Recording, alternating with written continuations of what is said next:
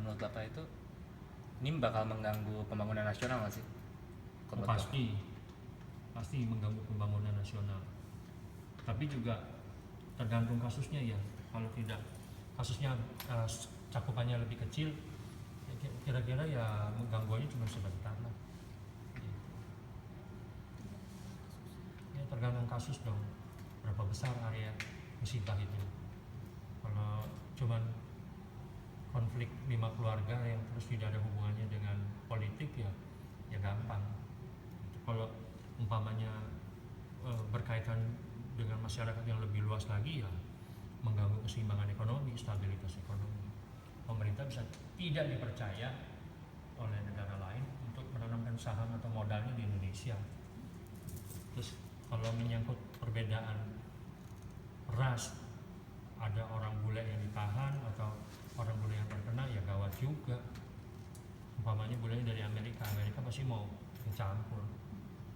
Itu masalahnya salah sendiri. Tapi kalau menurut Bapak, kalau dalam pembangunan nasional ini memerlukan nggak sih perspektif agama? Kalau menurut Bapak? Perlu sih, karena umat beragama itu bagian dari komponen bangsa kita kan. Apa yang orang menjalankan politik negara ini adalah orang-orang yang tidak beragama, ya. Kan semua ada yang gelar, ada pakai kiai haji, ada yang pakai pendeta atau apapun itu, kan orang-orang beragama. Jadi nggak mungkin lepas dari agama. Dasar negara kita Pancasila tuh, sila pertama ketuhanan yang Maha Esa. Nggak mungkin bisa dilepaskan dari komponen agama, ya. Dan kita sebagai umat beragama juga, kita juga berhak berpolitik. Contohnya waktu pemilu, pilkades atau apa kan pasti keserta, ya kan? Di Jakarta, ini kalau nggak ikut bersih-bersih, nggak ikut Ahok punya program, bisa go to hell.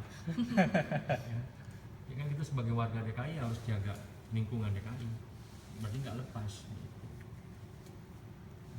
Tapi kalau menurut Bapak ini untuk mengembangkan suatu toleransi dalam umat beragama tuh gimana sih kalau menurut Bapak? Mengembangkan dari awalnya gitu? Sebenarnya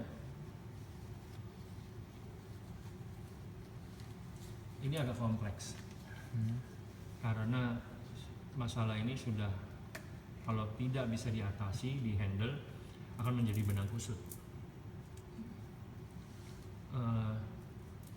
Sejak dahulu tuh sering kali diadakan seminar-seminar lokakarya, penataran di mana pemerintah itu memprakarsai.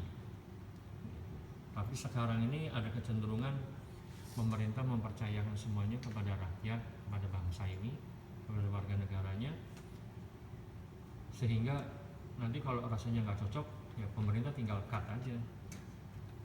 Ini sebenarnya pemerintah nggak boleh seperti itu. Pemerintah kan orang-orang yang jauh lebih cerdas, kumpulan orang-orang manusia-manusia yang istilahnya lebih berpendidikan, lebih berwawasan. Selain itu punya wewenang, punya kekuasaan kan. Sebenarnya mesti diajak gitu loh. Diajak warga masyarakat ini untuk kerjasama dalam hal meningkatkan kerukunan umat beragama. Yang nggak cukup sekali dua kali, berkali-kali, bahkan mungkin setiap tahun mungkin diadakan beberapa kali, sehingga itu bisa terbangun sebuah kondisi penyadaran antara masyarakat dan aparat negara itu menciptakan perdamaian dan kedamaian. Nggak bisa dari satu sisi aja, walaupun dasawarsa terakhir ini kebanyakan anggota masyarakat secara swadaya, swasembada itu semuanya sekarang ini sudah mulai. Tapi ya pemerintah juga harus memberikan dukungan, membantu. Nggak bisa cuma ngeliatin aja. Nanti kalau salah baru ambil tindakan. Kan maunya mau enak sendiri. Dan rakyatnya, namanya rakyat, gimana punya kekuasaan apa? Mau berontak? Kan nggak mungkin. Pemerintahnya harus turun tangan. Itu namanya kesadaran bekerja sama antara masyarakat dan pemerintah. Kan negara kita kan punya peraturan pemerintah dalam hal kesadaran kerukunan antara umat beragama, antara antar agama, dan antara masyarakat dan pemerintah. jadi kesadaran kerukunan. Ya. Pak, menurut Bapak fanatisme terhadap agama itu perlu atau enggak, dan itu tuh ada dampaknya enggak sih untuk terhadap toleransi sesama umat beragama? Fanatisme itu ataupun toleransi itu ada dua sisi. Seorang pria pun punya dua sisi. Seorang pria pun mempunyai sisi feminitas. Contohnya, begitu hatinya tersentuh, menangislah dia. Begitu dia terangsang, merayulah dia. Ya kan? Seorang wanita juga begitu. Lu gak bisa kerja, ya udah gue kerjain sini, mana? Nah, maskulinismenya keluar. Kamu gak bisa, saya bisa. Wanita. Jadi fanatisme itu kepribadian untuk ke diri sendiri, oke. Tapi untuk ke orang lain, no, tidak boleh, tidak bagus. Kalau Anda mau fanatik untuk diri Anda sendiri, itu untuk menambah keyakinan Anda, keimanan Anda, menambah keteguhan hati, kepercayaan Anda, fine, oke. Tapi untuk orang lain, sini yuk kita, ini kan agama kita hebat, agama lain mah belakangan. Yuk kita cari, bikin partai multi level marketing. Kamu pindah ke agama saya aja, nanti kita bisa masuk surga. Agamamu tidak bisa masuk surga. Ini ada sekarung beras, kamu buat pindah agama sini aja, nanti kamu diterima di sisinya. Mulai kan seperti itu. Ini yang bikin masalah yang hal-hal seperti ini. Makanya saya bilang kemarin juga sama anak-anak binus, kerukunan beragama tuh mulai jangan tarik-tarik agama orang, umat itu pindah ke agama orang lain. Urusin aja agamanya sendiri. Jangan bikin agama multi level marketing. Saya nggak setuju. Gitu. Dari dulu nggak ada begitu. Ya kalau orang mau pindah ke agamamu ya silakan dengan sukarela, tanpa hasut, disugesti, dipengaruhi. Jangan. Ya dia mau sendiri, saya mau datang dong, saya mau belajar agama Islam. Lah kan orang sukarela masuk Islam. Lah kalau dia masuk Islam lah, kalau nggak masuk nanti kamu nggak bisa jadi bikin KTP. Jangan begitu. Atau nanti kamu masuk surga loh, kalau masuk Kristen nggak percaya nggak ada kitabnya isi. Kalau nanti bisa bergeledek ini, loh ya jangan begitu. Nggak ada. Kamu ikut Buddha lah, nanti kamu dapat rumah, dapat tanah apa. Jangan begitu. Itu multi level marketing. Agamamu dilacurkan. Betul. Ya. Sejauh ini banyak sih kayak gitu. Itu udah tahu. Itu yang bikin ketidakrukunan, ketidakharmonisan umat beragama. Jadi timbul perspektif baru bahwa urusan negara, urusan politik, urusan negara, urusan politik aja. Nanti akhirnya negara ini mengarah ke sekularisme. Nah, sekarang sudah mulai. Tapi kalau ke agama terus juga, ya itu dikit-dikit agama.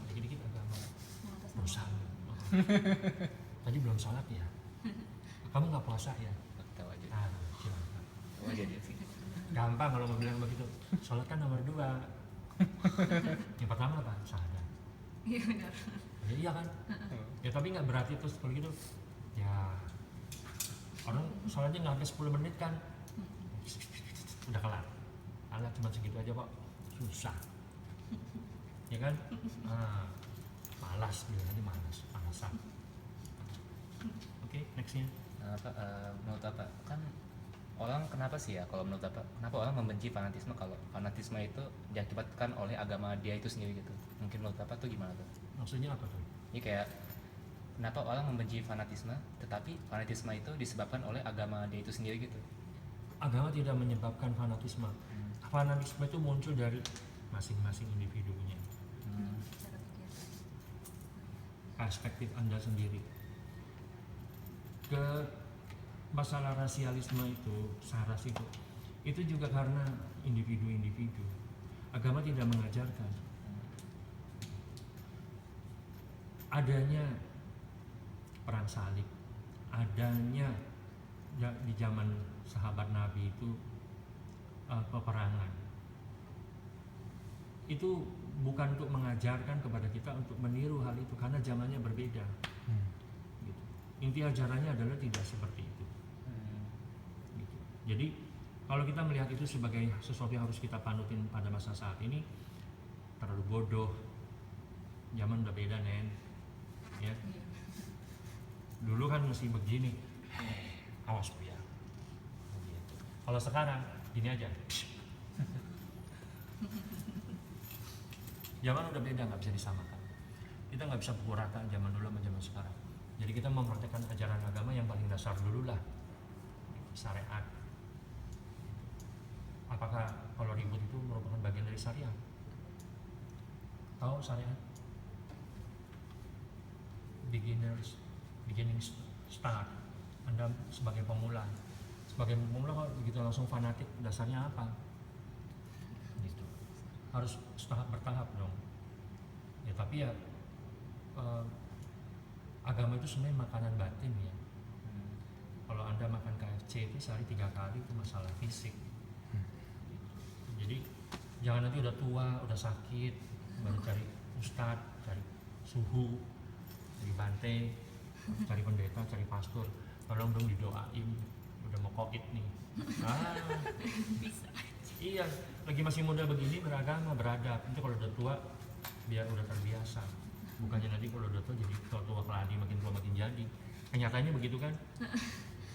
Jangan dong, kalian jangan jadi generasi yang nanti kalau udah tua keladi. Oh ya, Bapak punya saran nggak sih untuk saudara-saudara kita yang tinggal di daerah beragama mayoritas sedangkan dia itu menganut agama yang minoritas? Contohnya kan kayak di Papua sama di Aceh. Kalau di Papua itu kan masyarakat muslim tuh susah banget untuk beribadah, kayak mereka diriin tenda aja pun dirubuhin, dibakar.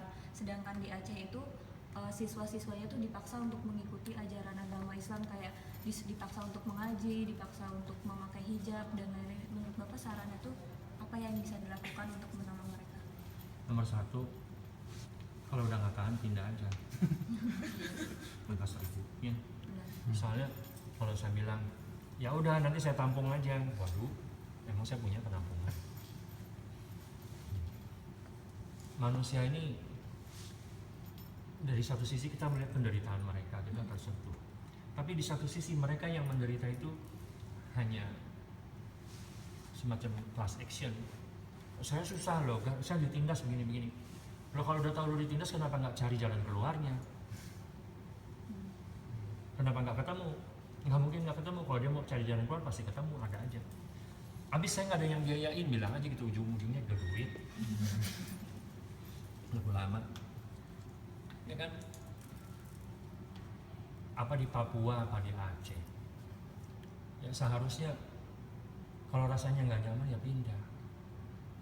Loh ya kita yang di Pulau Jawa ini, kamu dari mana? Dari Jawa. Jawa mana? Jawa Tengah. Jawa Tengah. Kalau di Jawa Tengah situ ada dinas juga. Dari dulu kan Anda sudah mau tinggal di situ, kuliahnya di situ, nggak mungkin mau ke Jakarta. Nanti kalau udah di sini, kalau sudah berkeluarga, udah punya anak, belum tentu mau pulang ke Jawa. Habis sana nggak ada apa-apa katanya. Nah, ini artinya apa? Kembali semua orang tuh harus punya mental state atau apa ya, mindset. View-nya itu, pandangannya itu harus yang benar tentang hidupnya sendiri. Kalau di situ memang tidak nyaman, di Aceh tidak nyaman, ya pindah ke daerah yang lain. Ya jual aja asetnya. Nggak berani pasti, manusia tuh gitu, ragu-ragu, takut. Nanti saya takut nggak bisa menyelesaikan diri, tapi gimana? Ya itulah, kan setiap orang punya jalan hidupnya sendiri-sendiri, istilahnya takdirnya. Ya kalau sudah bicara itu ya kembali, bagaimana hubungan Anda dengan Tuhan Anda? Berdoalah, mintalah jalan keluar supaya Anda dipindahkan atau bagaimana, ada yang bisa bantu Anda. Gitu. Nggak bisa cuma sekedar di sosial media nih, lihat nih Facebooknya nih, ini orang saya ditindas gini, lihat dong nih, tuh kan keren. Alhamdulillah. Menurut Bapak peran pemerintah itu penting nggak sih buat masalah yang kayak gini? Sedangkan kita kan tahu mereka juga punya hak buat setiap orang tuh punya hak untuk tinggal, untuk hidup. Nah kalau mereka terpaksa harus pindah cuma karena mereka berbeda, mereka nggak dapetin hak asasinya dong. Ya. Makanya itu ada lembaga hak asasi manusia. Ngarepin pemerintah, aduh, Susah. pemerintahnya pada oneng, kabinetnya pada oneng, siap. Ya orang, ya, gitu. Gimana dong ngarepin pemerintah? Pemerintah kan sebagian, maaf ya, pemerintah. Sebagian pemerintahan cuman bisanya merintah. Ya udah kalau nggak apa, ya gini aja, cuman begini. Ya kan? Pemerintah yang sekarang katanya kegedean, salary-nya per bulan berapa, setahun dapat berapa. Makanya berlomba-lomba lah Anda menjadi pemerintah, menjadi agen oknum pemerintah. Salary-nya gede loh, sebulan 10 juta. Itu kan baru salary pokok, belum lagi angpaunya, parcelnya dari sana sini, gitu. Ya kan bisa setahun 2 kali loh ngapain shopping di luar negeri. Oke, pertanyaan terakhir ini. Menurut Bapak perlu nggak sih suatu itu agama untuk menciptakan suatu kedamaian, perlu nggak sih? Sebenarnya orang makin beragama harus makin damai. Agama yang tidak bisa menciptakan kondisi damai di batin umatnya itu, sebenarnya fungsi agama itu jadi menurun. Menurut kamu agama itu apa sih? Ya, nanti kita mati masuk surga. Orang belum mati kok disuruh masuk surga? Mati dulu lu. Kalau udah mati baru masuk surga. Kalau sekarang masuk surga kan belum mati. Jadi sekarang gimana? Ya harus damai. Jadi agama itu adalah bukan urusannya mati.